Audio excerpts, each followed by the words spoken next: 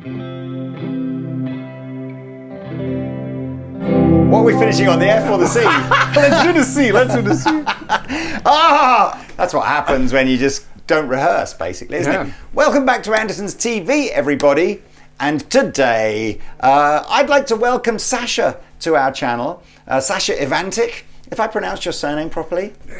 Whatever you want. It doesn't sound like a very Dutch surname. It's Serbian. Sort of Serbian roots. Yeah, fair Serbian enough. Roots, yeah. So Sasha, fun enough, Pete started following Sasha's Instagram channel maybe a year ago, 18 months ago, something like that.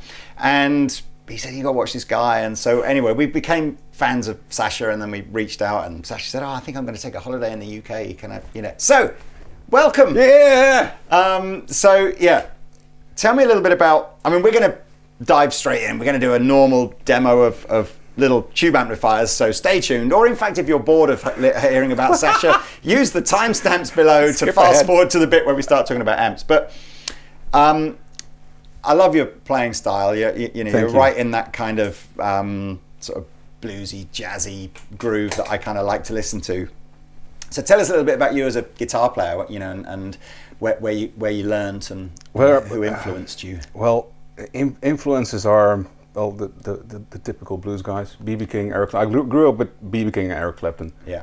And then Stevie Ray Vaughan, and from there on you go back in history and you end up with Muddy Waters and Howlin' Wolf and all the Chess Records guys, and then it's like, oh, they influenced the Stones, and that's also really epic. And then you go to Led Zeppelin and kind of move back and forth in time, and you pick up things along the way.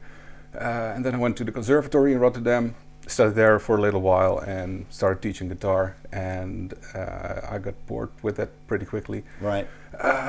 Because I was a really bad teacher and didn't have the patience with with students that didn't practice. And from there on, I started doing photography, filmmaking, doing corporate shoots and photo shoots and stuff like that. And now I'm making YouTube videos, guitar-related YouTube videos. Combining the two passions. Everything is coming together there: the music, the gear.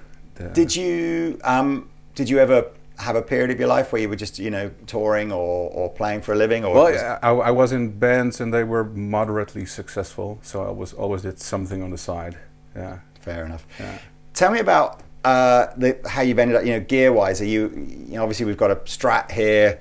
I know on your channel typically you're using guitars that are sort of vintage inspired. Yeah. But what's your kind of go-to setup when you're playing? Well, I always reach for the Strat if I want to feel at home, because that's the first guitar I started playing, and it all feels like natural. I love fuzz pedals, overdrive, and just a good tremolo and a reverb, and then I'm done. Well, I think bass tones, and then from there on you experiment with the lay pedals and whatnot. Well, look, Sasha's with us for the day, so I imagine over the next month or two you'll see Sasha pop up every now and again on our channel, because we're going to try and get 3 or 4 videos shot today, and I'm sure we'll delve into Sasha's pedal board a bit more. There's some pedals I'm familiar with on there and some less so. I see there's a Thorpe Dane on there. Absolutely. Did Pete say to you you can't come on Andertons TV and buy all of those? No, I got that before I got to know Pete. Actually, I played fuzz pedals for 15 years. My pedal board it wasn't even a pedal board, just loose pedals on the floor, a fuzz face and a tuner and a Holy Grail reverb. Cool. And I played with singer-songwriters and whatever, and the fuzz face was always on, and I just got a clean tone by rolling back my volume, and that's how I was used to playing. And then I started watching that pedal show, and then obviously you need to buy a lot more stuff because you get inspired. And so I bought my first overdrive, and it sounded great, but when I rolled back the volume, it just went down in volume and not cleaned up like the way I was used to.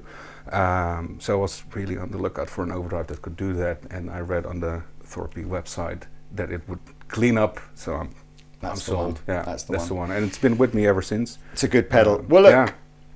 So today's video, amps. Yeah, we're looking at amps, and I was saying to Sasha before, since the amps in the 1950s started relatively low wattage, albeit insanely loud. but you'd see like AC30, great Yeah, example. yeah. 30 watts doesn't sound like very much, but you hear one of them cranked, it's crazy loud. And then, over that first maybe 10 years or so of valve amps being a thing, then we got up to the 100 watt kind of stuff, Marshall 100 watt kind of thing. And then I kind of feel from the sort of 90s onwards, there was this sort of slow regression back to going, well, I can't use a 100 watt amplifier anymore, so I'm going to get back into the small amplifiers. And then in the last 5 years, the technology and attenuation has come on so much, particularly with load boxes that you can run into little studio speakers. All of a sudden it's like, I can go back to having my 100 watt amplifier. Yeah. But I was saying to Sasha, I think most people decide on the wattage they want their amp to be based on going, well, do I play quietly or do I play loud? Yeah, or clean or... Yeah, and I was kind of feeling like we should probably look at, nowadays, you've got these attenuation devices are so good, you can buy a really low wattage amp and have it really, really loud, or you can have a really loud amplifier and have it really, really quiet. Yeah. So I thought we'd sort of delve into maybe what is it about low wattage amplifiers that give them their character rather than how loud do they go. So we've got 5 amplifiers here. And there's a little bit of this as well. There's a couple of amps here that we've just never featured before. So there was a bit like, it'll be fun to get these. So we've got a Silktone, I don't even know what this is. Silktone amp, 12 watt combo. It's just called the Silktone amp. The Silktone, yeah. Great. We've got a little Benson Nathan Jr., little 5 watter. I've thrown in for a curveball here a Tone Master Deluxe Reverb. So there's not a valve in sight here, but we'll see if you can tell.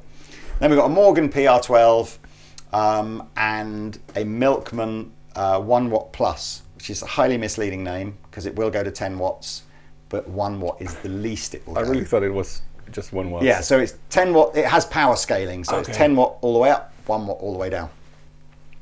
And I just thought we'd stomp through them and maybe find some tones in each one and see what we think. And then at some point I'm going to ask Sasha to sort of look away and we're just going to switch through and kind of see if it's really obvious which one the Tone Master is, or if actually, the digital technology's come so far. I will say, I get it. Sasha knows, what position they're in. So to a certain degree, it's not like a super true blindfold test, but you get the idea. You guys could participate in the blindfold test by just switching your monitors off if you want to, or blindfolding yourself in a 50 Shades of Grey kind of way. Right, let me just put the amp I was using for that intro into our switcher. And now, Sasha, you are in control. Oh, yeah. What shall we do first? Silktone? Well, you actually knew a bit more about that than not even a bit, a lot more than I did. I have it. You've got one? Yeah, I've got one, yeah. Well, in that case then... In surf green. I was going to look up the spec, but it almost feels like I don't need to. What can you tell me about this? Maybe I have to guess some things, but it's a single KT66 tube. Valve tube. What is it in UK? I think, strictly speaking, for the British audience, we shall say valve. For the American audience, we'll say tube. Switch it up a bit. So I think it's 12 watt. It's a single KT66, but you can put anything in there. It's got reverb, bass, middle treble, and a volume control. But there's also a switch on there, which lets you bypass the tone stack completely. So you can... That's an unusual feature, isn't it? Just have the volume and then... I remember seeing that on some of the higher end 2-rock stuff where you could, and I don't know if that's a feature they took from a Dumble circuit or whatever, but where you could bypass the tone stack. And my resounding memory of that was actually never liking the sound that much. It got quite a bit honkier and louder. Yeah, louder and more direct, more like an AC30, I think. Yeah. It's got the directness and punch of that amp. And then you can switch it to 0.5 watts, I think. Nice. So and that sounds really good as well. So you can use it in your living room and on stage. Oh, well, we can do that. It's always hard to hear, I think, on YouTube, the sort of relative volume differences. But well, look, I mean, you've kind of given all the features. So let's. What are you doing? Are you in Tinder or? I'm on Tinder. Yeah, Okay. I'm just literally just seeing what I'm doing tonight. No, I am. I was looking at this KD66. So there are two Silktone amplifiers in the range. This one is the one about 2,500, and then there's one about £1,000 less with a lot less knobs and features on it. But check them out. We'll put links below. But yeah, as Sasha said, you know, we'll at the moment we're in the chiffon mode. So with the tone stack. Tone stack is pretty flat. We've got a tiny bit more bass and mid and a tiny bit less treble. Plenty of reverb, because obviously we love reverb. Yes. And the volume on about noonish. Yeah, a little bit 11? Less, maybe like 11. Yeah. So let's have some tones.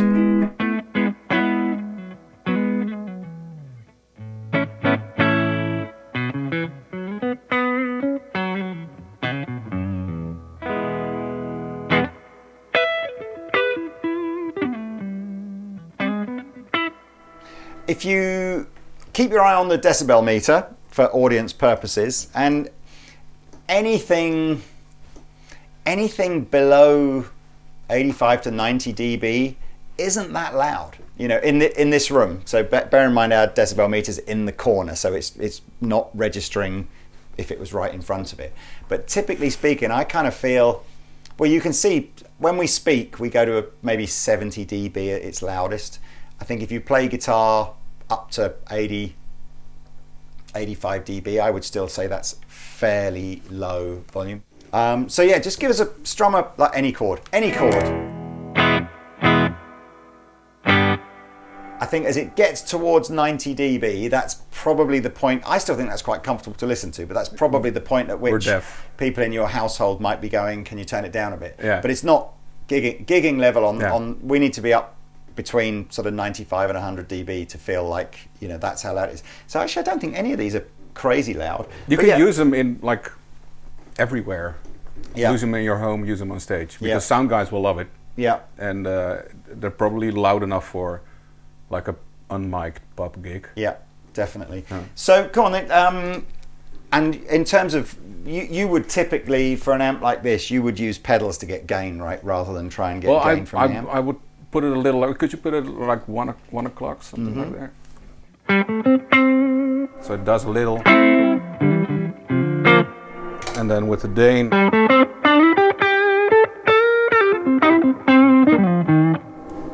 A little more volume.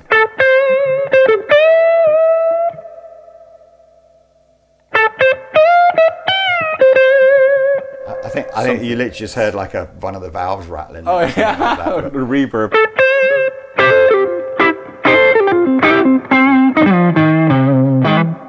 Yeah, it sounds great.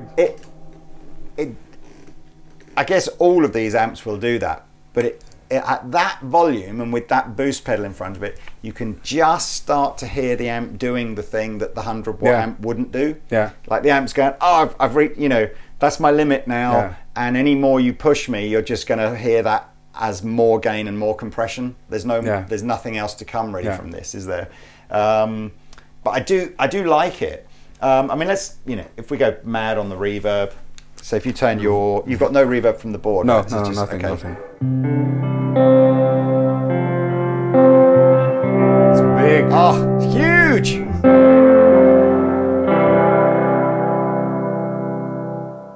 I like that a lot. Yeah. It's not even maxed out right now. I'm going to go over to this raw silk. Yeah, so the mode. raw silk. So let me just. I do like that chiffon.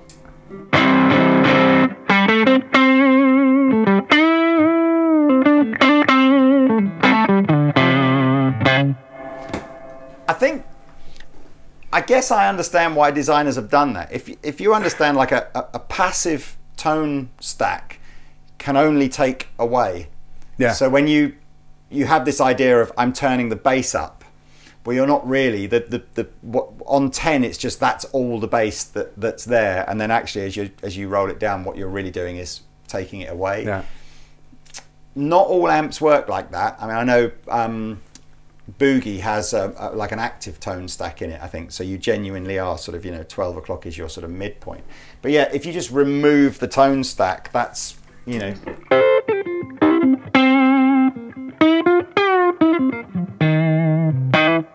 I wonder if some people would argue that's a more old school, before even amps had tone stacks in them. That would have been. They had the tone control, like an old Tweed Deluxe. Yeah, but that actually doesn't. I still think that sounds.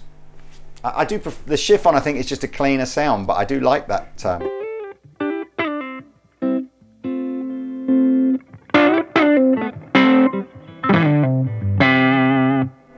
And then with this, you could.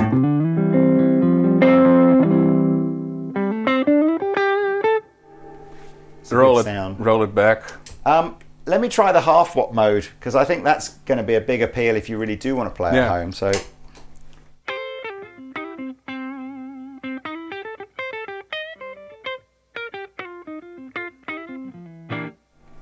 It works, but I guess I would question, why would you spend £2,500 on an amp to play it in that mode when it then just sounds like, to me, it just sounds like a regular, affordable sounding valve amplifier. Yeah, but if that's your only amp and you have it in your home and use it on stage, then it's a useful feature. Yeah, so that would be you have the half watt mode for kind of like when you really need it, but you don't buy it for the the half watt mode, right? So I think it's an odd thing to put it on the front as such a prominent feature. I think it's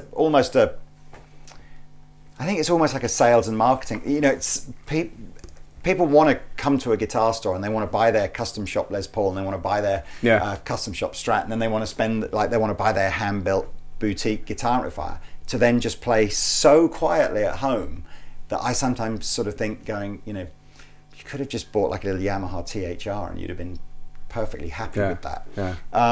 But I think it is just sort of, it's a feature that guitar players want. It does it, yeah. Right, so that's the Silktone. Let's jump over to the Benson. The Benson. Now, I'm familiar with Benson as a pedal maker. I think he started with amps, actually. Did he? Yeah. Because that little. Don't hold it against me. That little. I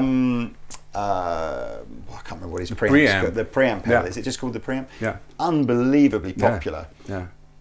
And I didn't have terribly high expectations. I'm not normally, if I see an amp that's this small, 5 watts and this small, in my mind I get that it's going to sound like an angry little Fender Champ thing, which isn't really my favorite kind of amp sound. But I have to say, I was pleasantly surprised actually how big this sounds. It's the stereotypes we've kind of accumulated over the years for these amps. I think like a 5 watt amp is it's going to sound like a Champ. This also has a little half power mode as well.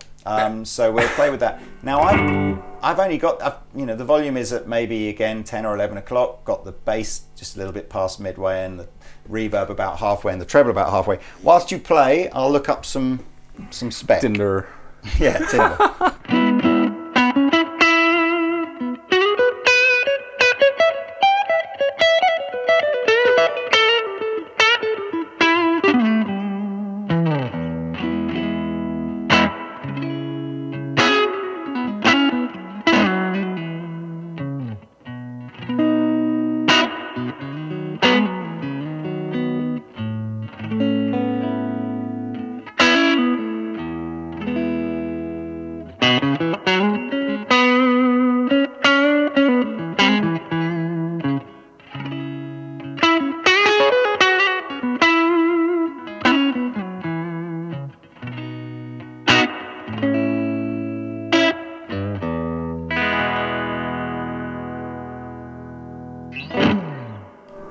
I could happily listen to that all day long. Yeah. So it's a 110 Celestian greenback in there. So obviously allows them to get the cabinet size smaller. Point to point, hand wired. But an interesting backstory, which to be honest with you, I had not known. And so Nathan Jr. is the main demo guy that Benson used for their promotional stuff. And he, let me just get this right here.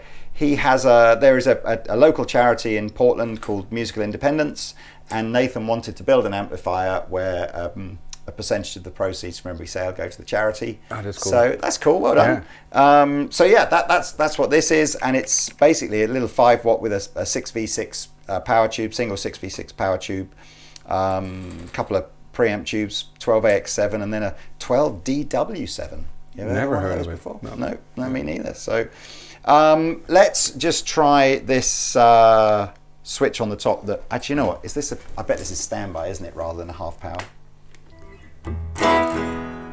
Yes, ignore me. It doesn't have a half power mode at all. Why would you at 5 watts? It's standby mode, isn't it? It's just the little graphic on the top makes it look like it's a half power thing. But anyway, one power mode. What I think you probably can do with this at 5 watts is get that more angry, Yeah. you know.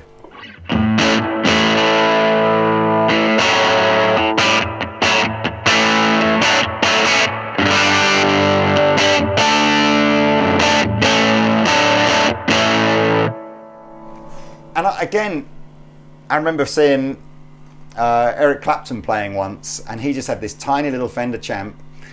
It was gaffer taped to a chair. This is at the Albert Hall as well. Really? This gaffer taped to Wow. a chair, mic in front of it, turned all the way up, and it is that classic When blues rock. was that? This is probably 15 years ago, maybe more, 15, 20 years ago. Amazing. When it was, he was, the Royal Albert Hall stuff was, he'd stopped playing kind of all of the, he wasn't playing, you know, Layla and Cocaine and stuff really. Yeah. He might throw one or two of those things. It was mainly just a big blues set. But yeah, it was that kind of sound. I mean, I think that's actually decent. That's no pedals, right? No, just the amp.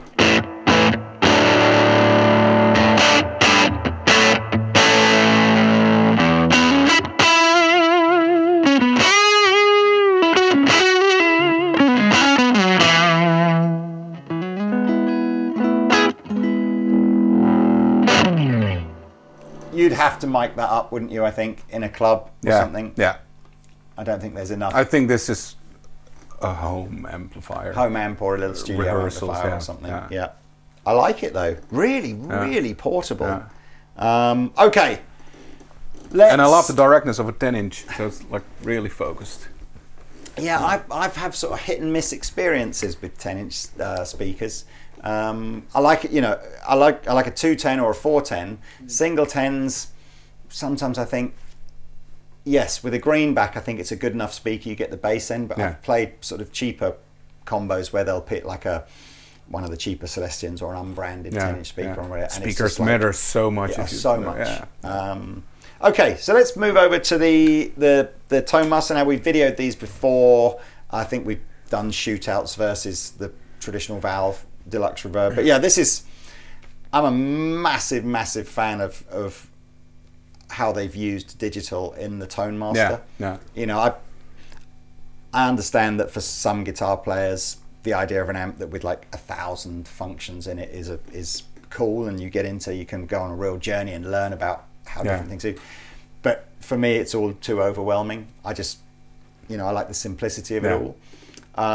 So Tone Master, again, if you want to deep dive into that, we'll put a link to the video in the corner here. But this is this amplifier doesn't really do anything that the original Valve Deluxe Reverb would do. It even breaks up. Yeah, all it has that the original Deluxe doesn't have is a DI out and an attenuator on the back.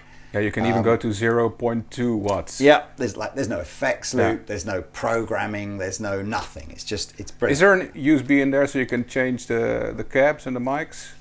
Sort of. When it was first launched, when it was first launched, there were no other mic or cabinet emulations. But I think Fender had this idea that in the future there might be. Yeah. So there is a USB, and I think as of today there are two. If you buy this in the blonde color, it has a different speaker and a different microphone in it, a different emulated output, and you can use the USB setting to choose. Do you want this to be like the blonde one or like the black one? Maybe in a few years' time there'll be like 50 different types. I don't know. Yeah, third party. But yeah, we're using it with the attenuation all the way up, so it's in its 20 watt mode, right? Yeah. I think it sounds great. Full power.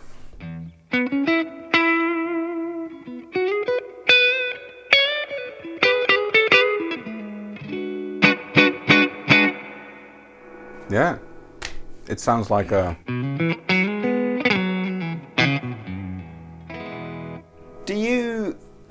I think audibly it's difficult to really hear a significant difference, but do you feel a difference? No. No, like right here, right now, it's hard to tell. But maybe when you hit it with pedals. If I go back to the that. Silktone, because I don't think the Nathan's really in that Fendery kind of thing.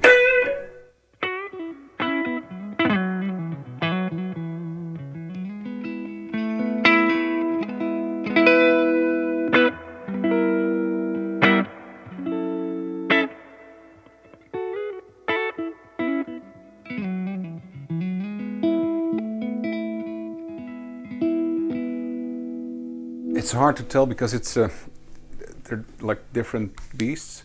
They're voiced differently. The Deluxe is probably a slightly. But as for feel under sound. my fingers, in the blind test, I don't think I would. And put your favourite drive pedal on there or something.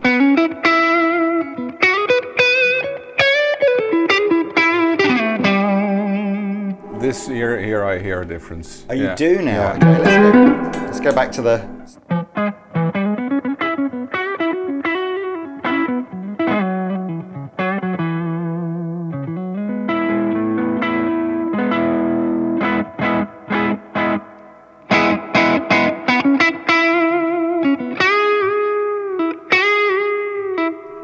There's a kind of a sizzle in there, which maybe just Deluxe reverb. Yeah.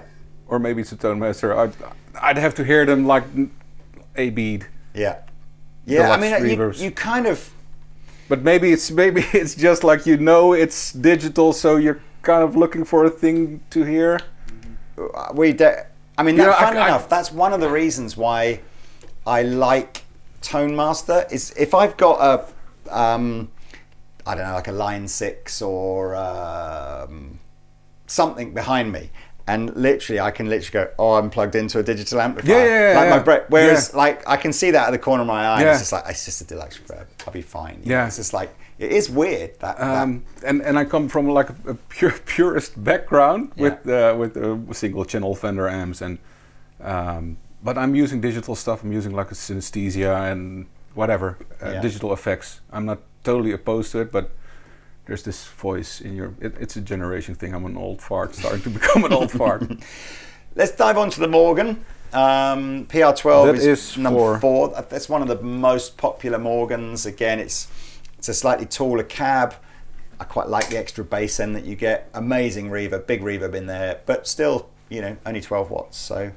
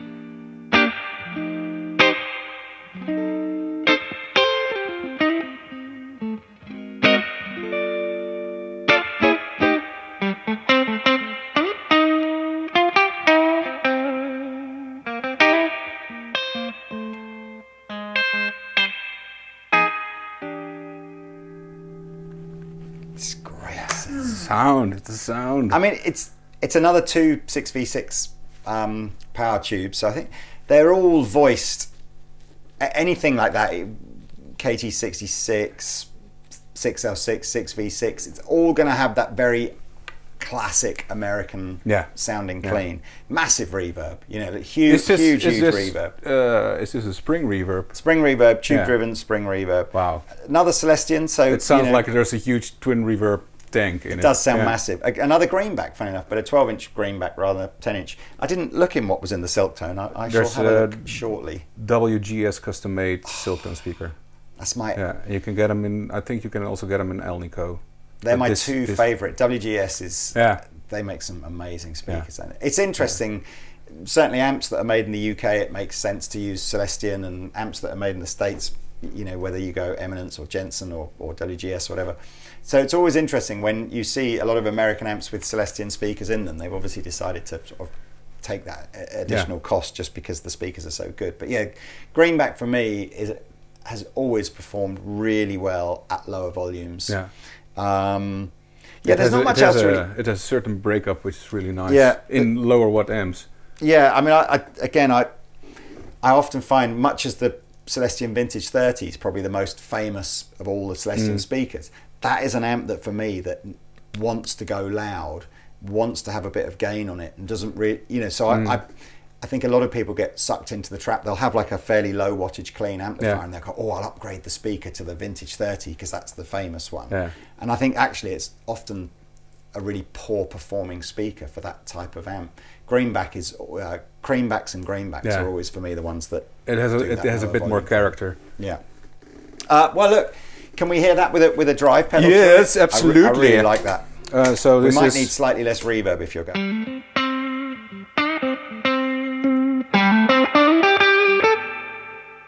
It's a lot of reverb, isn't it? I love how gain just pushes the reverb into.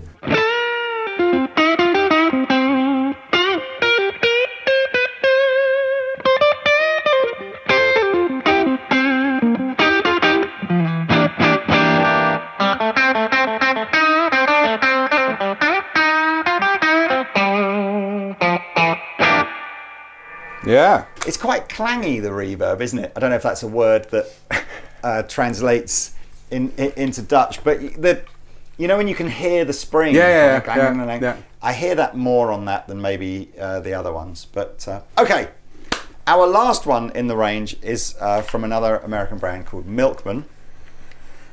And this one is the 1 watt plus, slightly misleading name because it's 1 watt is its minimum volume, not its maximum. So this has a Milkman power scaling circuit in it. All the way up is 10 watts, all the way down is 1 watt. But power scaling is slightly different to traditional master volume. So it's still what it's trying to do as you turn the power scaling down is change the way the voltage goes through the valves to emulate what it would be like if it genuinely was just a 1 watt amplifier, as opposed to master volume, which is it's just a 10 watt amplifier going quieter. Is it changing like the bias of the? I think it's a combination of bias, the voltage through the valve. So yeah, the idea with power scaling is it instead of it being a 10 watt amp that you play quieter, it's actually a 1 watt amp or a 10 watt amp. Yeah. But you've got volume on it as well, so you can have like a 1 watt amplifier played loud or a 10 watt amplifier played quietly, or whatever you want to do. You balance those two together. What it doesn't have is reverb built in, this particular one. So we're going to go over to GFI Skylar for reverb. Just a little plate reverb, so it's not that dry. I can play dry.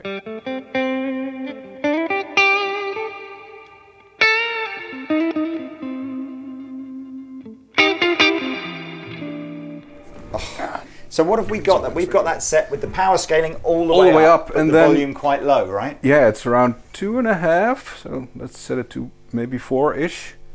What are these controls? Is it tone? Bass and treble, isn't it? Bass and treble. Yeah. Okay.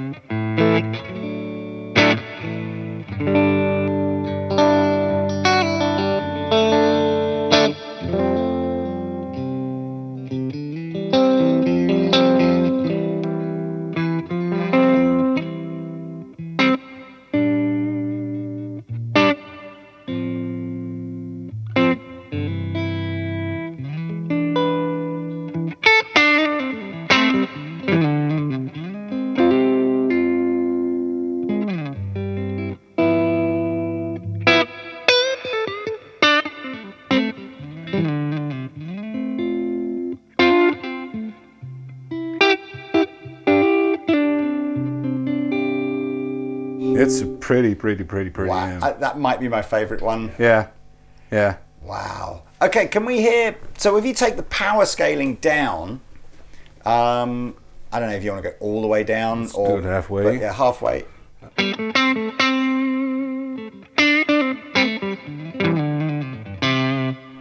It doesn't great. lose any. No. It's like there's a master volume, like you have a fader on the mixing Yeah, there's console. like no change in its Yeah. tone at all, is there? Okay, so Down to- the lowest.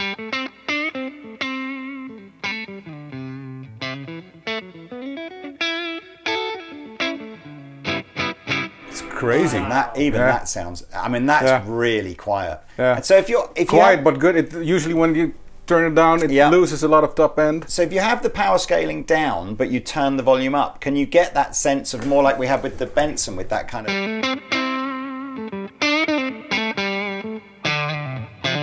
I think it really needs some speaker. Yeah, it needs to move. It's funny enough. It's another Celestian greenback. So obviously it's like the go-to speaker for these. Sort of, Celestian is doing good these days.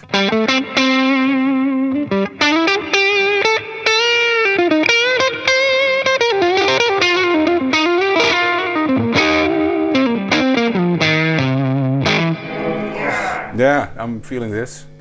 Isn't that weird as well? The one that didn't have the reverb in was the one that almost didn't make it into the shootout, because I was kind of thinking like, you know, it needs to have reverb. Yeah, and I normally wouldn't, you know, go for an amp with no reverb, but we've just got the reverb straight into the front end, old school, no effects loops, no nothing. It doesn't have an effects loop either, right?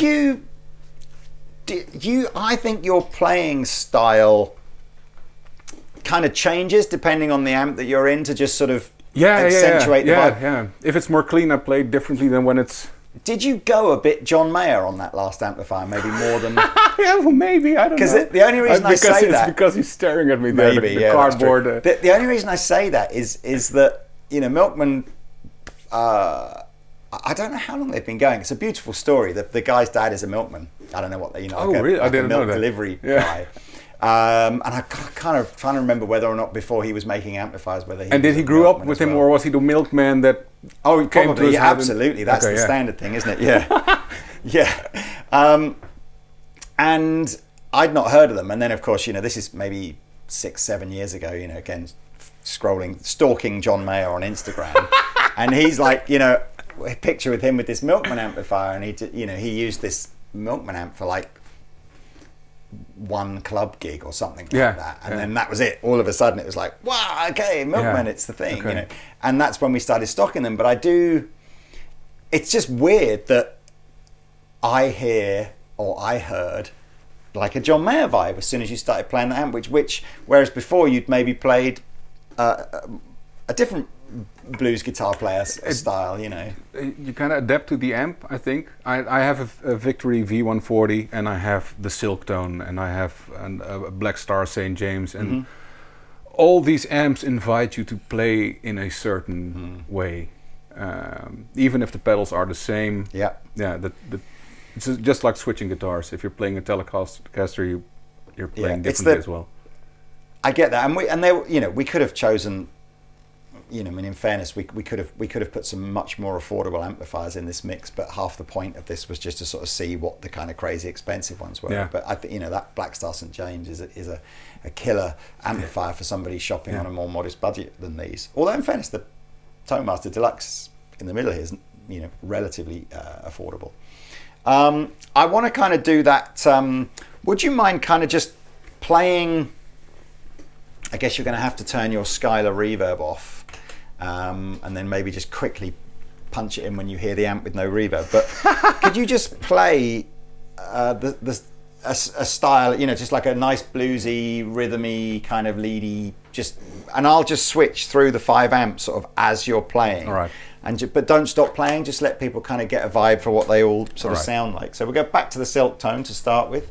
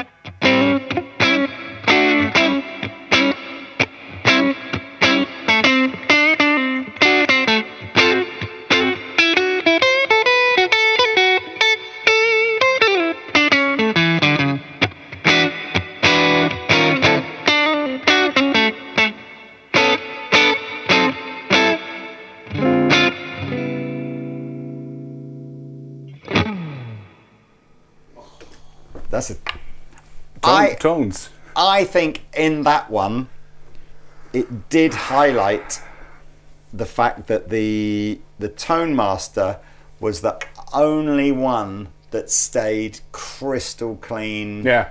Almost artificially clean, if I can sort of.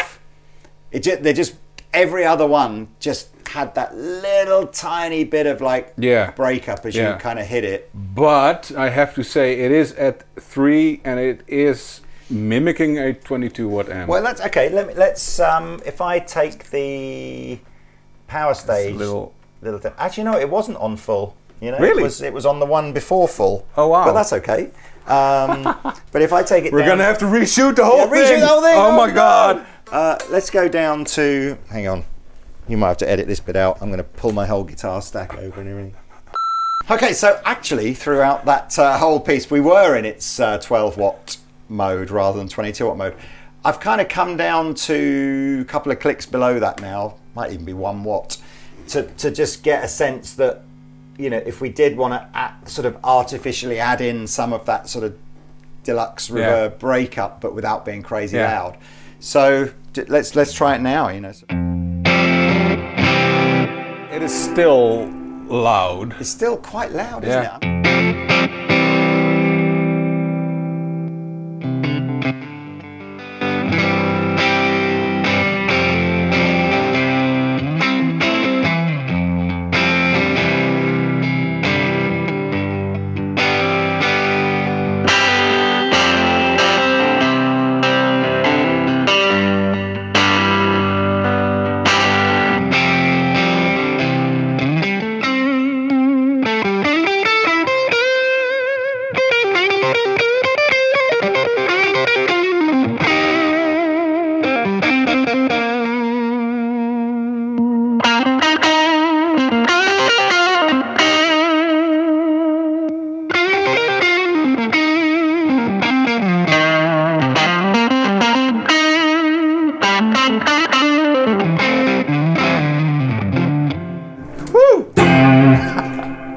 It's insane technology, man. I honestly think if they just put like a little light bulb in there that glowed, just so that I could, you know, pretend. Yeah, and that the smell is there. Yeah, absolutely. Yeah, and made them go wrong a lot. You know, then I'd be, you know, I'd be sold. I'd just want one. Yeah. I mean, I don't know if you saw that last bit there, but I was just literally stomping between the Nathan and the Fender and. So, what's your favourite then? I mean, did you? There was a click with the Milkman. Weird, that, isn't it? Yeah. It's just because they all sound amazing. Yeah, but with that one, it's. But maybe it's because it's right here. Could be that. Yeah. A lot of that's really interesting, and again, another thing that it's quite difficult. Well, not even. It's impossible to on YouTube to get a sense of how where Sasha's sitting, that Milkman will sound different to where I'm sitting. Yeah. But it's interesting that both of us, despite the fact that we're sitting in different positions, both of us went. That's pretty. It's small margins though, right? Isn't it? Big price differences and small margins, which I think is something you have to sort of get used to with all guitar gear. You know, is a £5,000 guitar how much better is it than a £500 guitar? You know, it's if you click with it, and you can click with something like this, but you can also click with something small and digital if it works for you. There was something about the Benson that I just thought it's trying to be its own thing. You know, I think lots it's of really the other different ones, than the others. Yeah, lots I of think the Silktone and the Morgan and the Milkman were kind of in the same. Yeah, they're rooted little in the same breakup-y, chimey range, and then the Deluxe Reverb is super clean and Fender, which is totally its own thing. And this is raw. Have you ever picked up one of these before? Yeah, it's super light. Well, maybe not with your little finger, but the hook. Yeah, we'll talk about and this will be inspiring for players that maybe sort of going, you know, how do I get better? Blah blah. Yeah, Sasha had a we'll talk about this in another video, but a pretty bad. Actually, let's talk about it now. You had a bad accident about 5 years ago, and your little finger is not as dexterous as it used to be. I was hit by an oncoming cyclist, and we crashed handlebars, and my pinky was cut in between, and it was crushed completely. So I had surgery and months of rehab, and now it's this little hook thing. So, but it works. I can fret something on the B and the high E, and the rest of it's all with 3 fingers. But like I said, with the blues solos, you don't need 4 fingers. It's funny actually. The position that you're kind of forced to have because of the way your little finger is now. Actually, that just looks how Eric Clapton plays the guitar all the time. You know, it's like with the sort of little finger kind of kept away from everything. So and during rehab, they told me to play as much as I could. So it kind of got stuck in this position, so I can do something on the higher strings. Yeah. Well, look, I hope you've enjoyed watching Sasha.